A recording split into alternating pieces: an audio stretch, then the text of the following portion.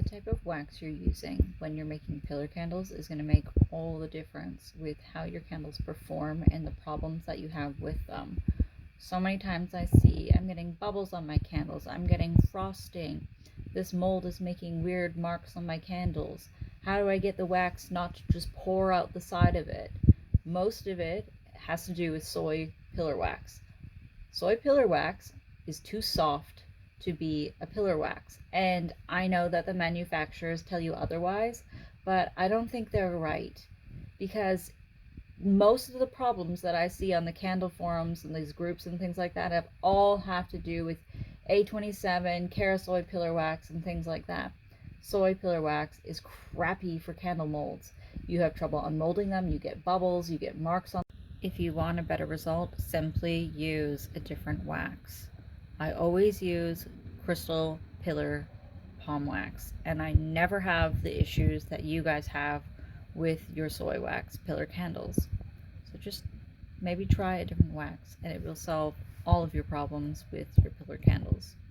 But I hear your argument already. But what about the deforestation of palm forests and the orangutan habitats and things like that?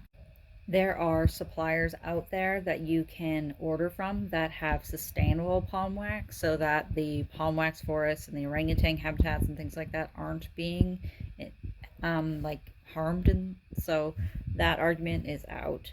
And also, if you really insist on using soy wax because you like it natural, and I get that, okay, and soy wax is great and people love buying soy wax candles, so if you really want to use soy wax for your pillar candles, that's fine. But this is what you do to fix your issues, okay?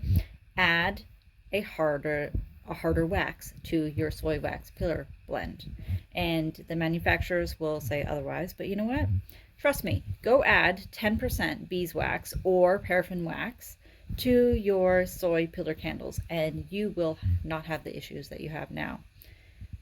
Add a harder wax at a 10%, so when you're using, like if you're going to make a soy pillar candle, use 900 grams of your soy and 100 grams of beeswax. And if you can get like the white refined beeswax, so you don't have to use the yellow beeswax, right? And you can get it in pellet form, because you don't have to use blocks and crazy things like that. See a giant box of white pellet style beeswax, okay? So yes, you can get it. Add your beeswax to your soy wax, melt it, pour it as usual. You'll have to do another wick test because you're using a harder wax.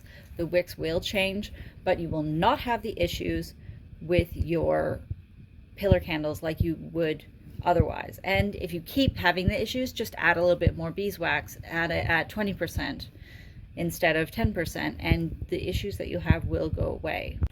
But if you think that palm pillar wax is not great, well, you just look at the intricate details that I am able to get and unmold on these candles without any breakage, frosting, or issues at all. It's hard, I can handle that. It is not soft in my hands. It looks beautiful. That's not frosting on the front there. That is crystal palm wax. And here's some other guys that I made. You know, the nose cavity on this is hard. The teeth are defined. So you make up your own mind. It's very, very difficult to get detail like this without these leaves breaking with soy pillar wax. So make up your own mind, but you might want to try it because I swear by it.